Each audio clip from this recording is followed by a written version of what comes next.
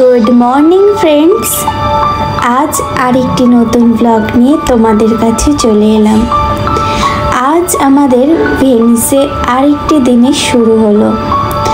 This is a new place for us. আমরা এই জায়গাটি সম্বন্ধে তেমনভাবে কিছুই জানি না, তার কারণেই আমরা আগের দিন ডিসাইড করেই শুয়েছিলাম যে আজকে সকালে আজকের দিনটা আমরা কিভাবে কাটাবো। আমাদের প্ল্যান ছিল সকালে বেরিয়ে সকালের ব্রেকফাস্টটা কমপ্লিট করে নেব সবার আগে, আর তারপরেই কিছু কেনাকাটা করে নেব, আর তারপর গন্ডোলা রাইড করব অবশ্যই। আর তারপর এই জায়গাটি আরও ভালো করে একটু ঘুরে নেব, ভালো করে দেখে নেব। তারপর লাঞ্চ কমপ্লিট করে আমরা বেরিয়ে পড়ব। তোমাদের জানিয়ে রাখা ভালো, এখানে কিন্তু আছি আমরা আর কিছু মুহূর্ত, কারণ কিছুক্ষণ পরেই আমাদের বেরিয়ে পড়তে হবে আরেকটি জায়গার উদ্দেশ্যে। সেটা কোথায় সেটা কিছুক্ষণ পরেই তোমরা জানতে পারবে। এখন আমরা 3টে পর্যন্তই এখানে থাকব। একটু খারাপ একটু ভালো সব মিলিয়েই কাজ হচ্ছে আমাদের মনে। আমি জানি না এই জায়গাটিতে আমি আবার কখনো কোনো দিনও আসতে পারবো কি না, তাই যতক্ষণ এই জায়গাটিতে আছি মন খুলে এই জায়গাটিতেই আনন্দ করে নিতে চাই। যাই হোক, 5টায় আমাদের এয়ারপোর্টে পৌঁছে যেতে হবে। কোথায় যাচ্ছি সেটা পরে জানাবো। ফ্লাইটের উদ্দেশ্যেই আমরা 5টার সময় এয়ারপোর্টে পৌঁছাবো, তাই সকালে একটু তাড়াতাড়ি উঠে পড়লাম। সত্যি বলতে কেমন যেন একটা নার্ভাসনেস কাজ করছে আজ আমাদের মধ্যে। আসলে হয়তো ফ্লাইট ক্যাচ করতে পারবো ঠিকঠাক কিনা সেটার জন্যই একটা টেনশন কাজ করছে নিজেদের মাইন্ডে। সত্যি বলতে তার কারণে একটু তাড়াতাড়িও আজকে উঠে পড়েছি। তবে কিছু মুহূর্ত পরেই আমাদের প্ল্যান হঠাৎ করে একটু চেঞ্জ হলো। সকাল হতেই আমার হাজব্যান্ড উঠে বলল, একটি ভালো দর্শনীয় স্থানের সন্ধান পেয়েছি, একেবারে কাছাকাছি, সেন্ট মার্ক স্কোয়ার। তাই খুব সকাল সকাল ফ্রেশ হয়ে বেরিয়ে পড়লাম। কিছু অলি গলি পেরিয়ে এসে গেলাম এই স্থানে। তবে এখানে আসার সময় একটি জিনিস নোটিস করলাম, প্রতিটি অলিগলির শেষে একটি দুটি স্কোয়ার, আর এই জায়গাগুলিতেই কিন্তু ছোট ছোট একটি দুটি ওপেন রেস্টুরেন্ট তৈরি করা হয়েছে।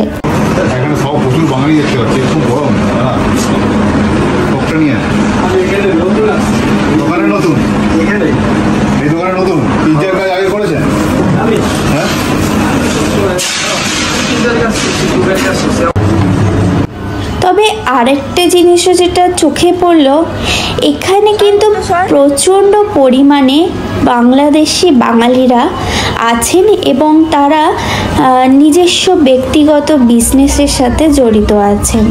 প্রত্যেকেই কিছু না কিছু করে এখানে নিজেদের বসতি স্থাপন করে তুলেছেন, যেটা আমার সত্যিই ভালো লাগলো। আমাকে বাবা জল কিনে দেবে, আমরা একটুখানি শপিং করবো আর তারপরে আমরা গ্রিসের উদ্দেশ্যে রওনা হব। নামটা কি ছিল? সান্টোরিনি। আর ওখানে গিয়ে আমরা একটা হোটেলে থাকবো, অনেক রিচ হোটেলটা, লাইক কত রিচ। আমাদের একটা স্পা আছে, একটা পুল আছে, আর তারপরে আমরা ওখানে 5 দিন থাকবো। রাইট, 5 দিন থেকে 5 দিন না 3 দিন, 3 দিন থাকবো। আর তারপরে আমরা বাড়ি চলে যাবো। কিন্তু তারপর আমরা কোথায় যাব? রোম যাব। রোম যাব। তারপরে ওখানে 1 ডে থাকবো আর তারপর বাড়ি যাব। আর আমরা তোমাদেরকে চলো এদিকে, আমরা তোমাদেরকে ঘুরে দেখাবো। চলো কোথায় ঘুরে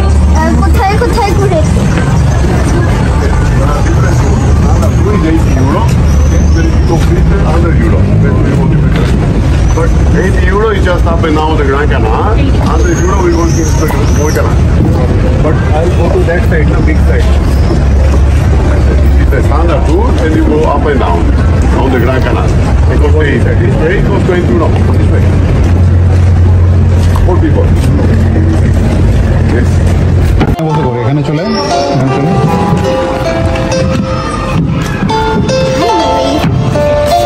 তুই খেলা দিবি।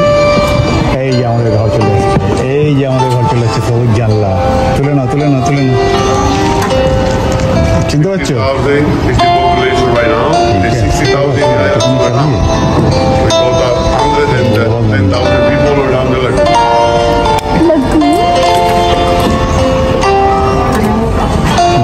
জলে পড়ে যাবে।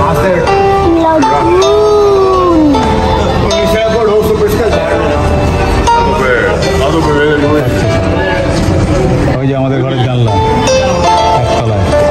বাবান তুই ছেড়ে দে, আমি করছি, ছেড়ে দে, বন্ধ কর, তুইটা বন্ধ কর, আমি করছি, ছেড়ে দে। বোনকে দিয়ে বোন কি করতে, ছবি তোল, কটা ছবি তোল, গুছিয়ে ছবি তোল। When the water is very, very high in the winter, when it's full winter, nobody can pass the gate because the bridges are very low. Okay. Everybody can stay just on the Gran Canal. Okay. Because the canals are like closed. Boat will not run that time, right? OLA বোকা ছিলাম ওরকম করার The জন্য। building to the pilot rather wide your left is a parking per boat, like a garage. Okay. You can follow, right? Great, up to you. It's just a garage. Hotel, this is a hotel?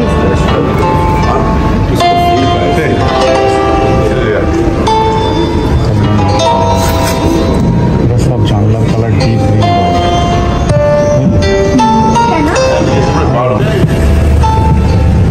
বালি থাকে না বুঝলি তো, ইট খুলে দিয়ে Right. This is right.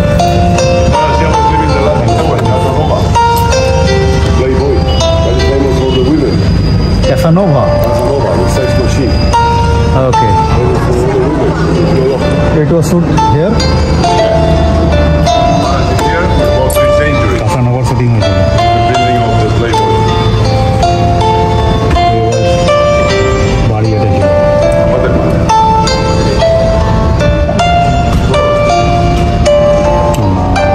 Shooting of the playboy.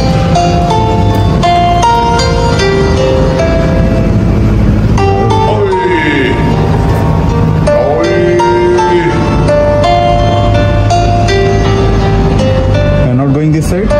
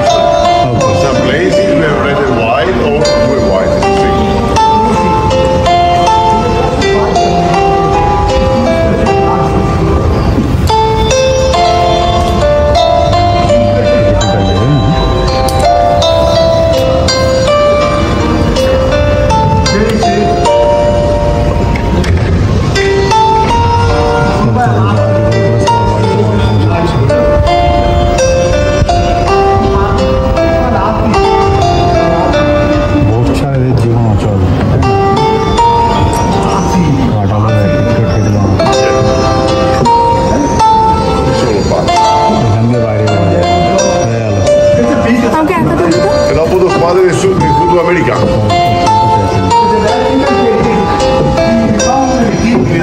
La patta nera. Aspetta. Sai che roba? Vedi via. No, vedi che c'è questo.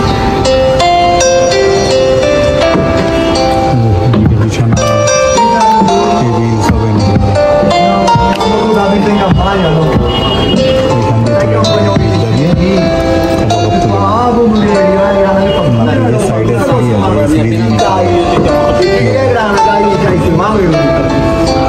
জানলা দিয়ে ঢোকাচ্ছে সব নাও ও টানে আর এরকম আবার এবার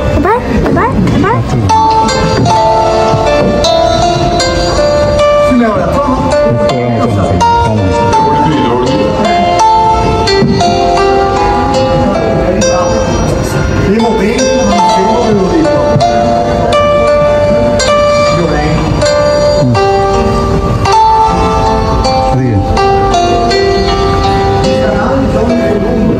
কি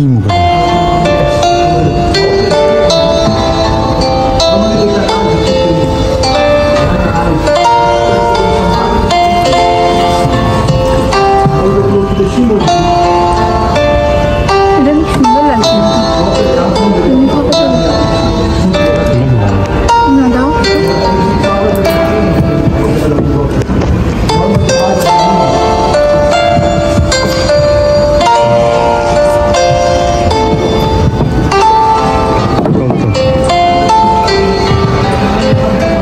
Sì, pure la palla con un motore.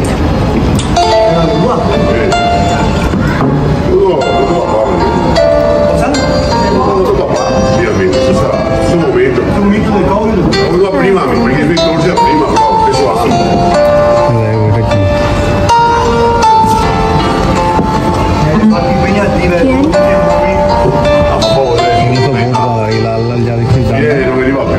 সবাই বোট বেঁধে দেয়। Stava solo una bomba, non essendo tanto lavoro, cominciava a rompere i coglioni un po'.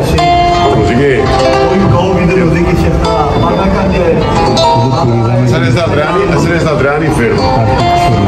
Vuole dai che da 20 anni di The second behind Mr. Sorry. Mr. Look at me. ওই এসে গেছে The tower of Summer Square, you know? This is the only canal where you can see the Summer Copper Tower. And you look at the ছবি তুলে ছবি তুলে bridge where it's possible to আমাদের see তুলে the না আমার কি Summer. হবে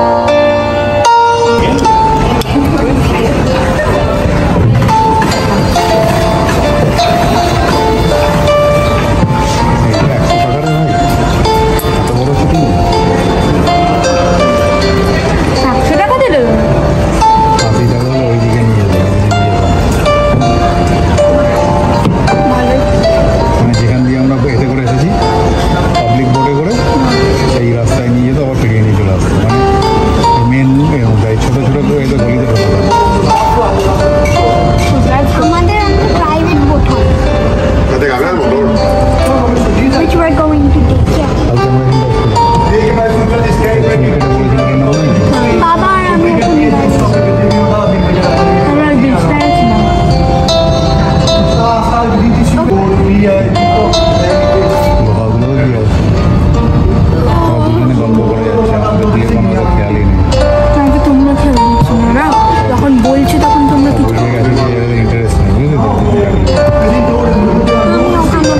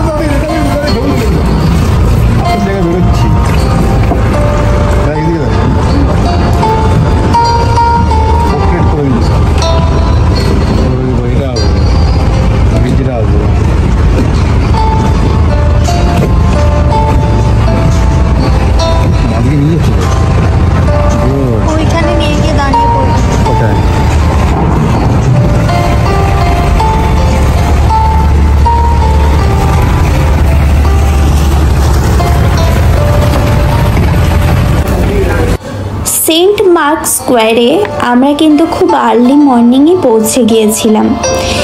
তাই আমরা ওখানে দাঁড়িয়ে ডিসাইড করলাম যে আগে আমরা ব্রেকফাস্ট কমপ্লিট করব, আর তারপরে গন্ডোলা রাইড করব। তারপরে যাওয়ার আগে আমরা কিন্তু আরও একবার সেন্ট মার্ক স্কোয়ারে আসব এবং সেই মুহূর্তেই সেন্ট মার্ক স্কোয়ারকে আরও ভালো করে দেখে নেব। তাই গন্ডোলা রাইডটাই সবার আগে করে নিলাম। গন্ডোলা সম্বন্ধে তোমাদেরকে কিছু বলে রাখা খুবই প্রয়োজন। কয়েক শতাব্দী আগে গন্ডোলা ছিল যাতায়াতের প্রধান মাধ্যম। আধুনিক সময়ে গন্ডোলাগুলি শহরের ভ্রমণ পর্যটকদের জন্য সত্যি একটি গুরুত্বপূর্ণ ভূমিকা পালন করে। গন্ডোলাগুলি গন্ডোলিয়ান দ্বারা চালিত করা হয়।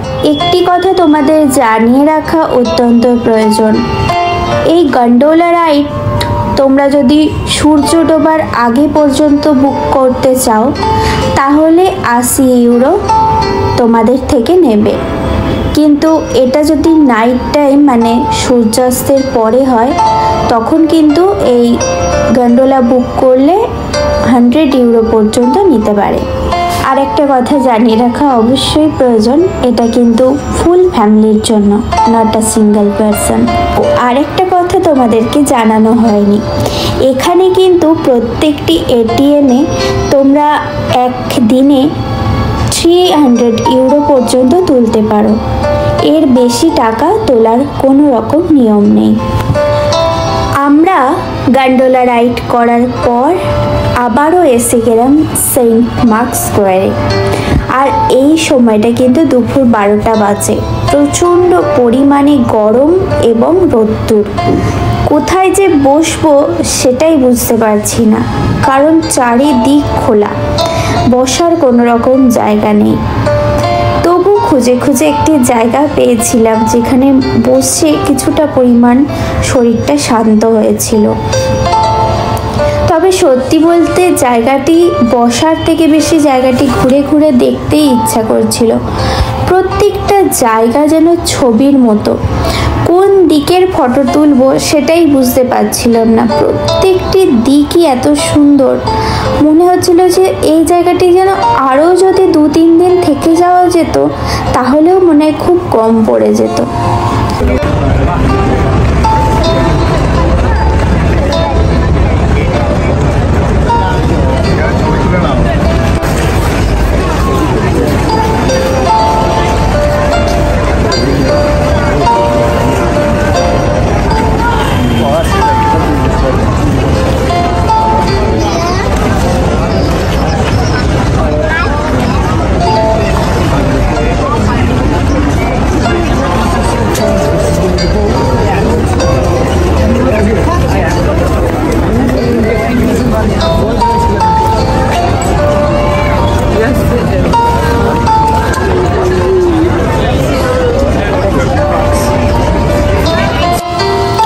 রিয়াল্টো ব্রিজ থেকে সেন্ট মার্ক স্কোয়ার আসতে পায়ে হেঁটে মাত্র 5 মিনিটই সময় লাগে।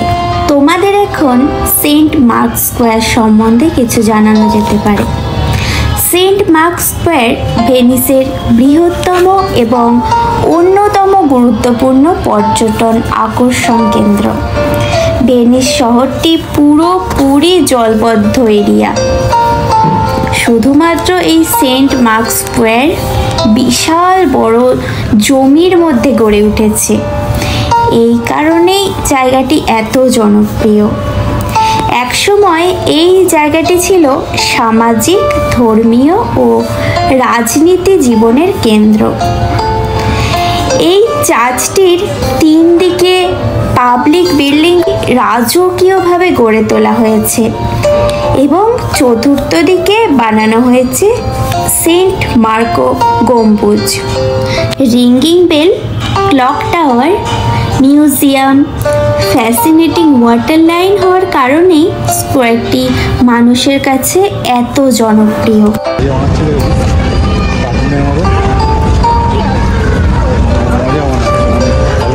হ্যাঁ, কার্টুন বানাচ্ছে, কার্টুন। আর এখন বেশ খিদে পেয়েছে, মানে লাঞ্চের সময় হয়ে গেছে। তার কারণেই সেন্ট মার্ক স্কোয়ার থেকে আমরা বিদায় নিলাম আর চলে এলাম একটা রেস্টুরেন্টে। আর আসার পর এই খাবারটি আজকে আমরা লাঞ্চে খেলাম, কেননা আমরা এখন একটু পরেই ফ্লাইট জার্নি করব আর মনে হয়েছিল একটু হালকা কিছু খেয়ে নেওয়াটাই প্রয়োজন, তাই এই পেস্ট্রিটা আমরা আজকে নিয়ে নিলাম। এটি একটি ইটালিয়ান পেস্ট্রি। পিৎজা, আইসক্রিম যতটাই জনপ্রিয় এখানে, তার সাথে কিন্তু এই ইটালিয়ান পেস্ট্রিটাও সবার কাছে ততটাই জনপ্রিয়। আমি তাই ট্রাই করলাম, কারণ প্রত্যেকটি রেস্টুরেন্টে আর প্রত্যেকটি ফুড শপে এই পেস্ট্রিটা দেখা যাচ্ছিল। তবে আমার মনে হলো যেখানে যাই সেই জায়গাকার যেমন মোমেন্টো রাখা উচিত, তেমন সেই জায়গাকার খাবারগুলো খাওয়া উচিত। এখন আমরা লাঞ্চ কমপ্লিট করে নিলাম আর তারপরেই বোটে উঠে পড়লাম, কারণ আমাদের কিন্তু ফ্লাইট ক্যাচ করতে গেলে এয়ারপোর্টে 3 ঘন্টা আগে পৌঁছে যেতে হবে, তাই সময় মতো বেরিয়ে পড়লাম। সত্যি কথা বলতে মনটা ভীষণ খারাপ লাগছিল এই জায়গাটিকে ছেড়ে যেতে। এখন তোমাদেরকে এয়ারপোর্টে যাব আর ভেনিস এয়ারপোর্টের কিছুটা অংশ ঘুরে দেখাবো।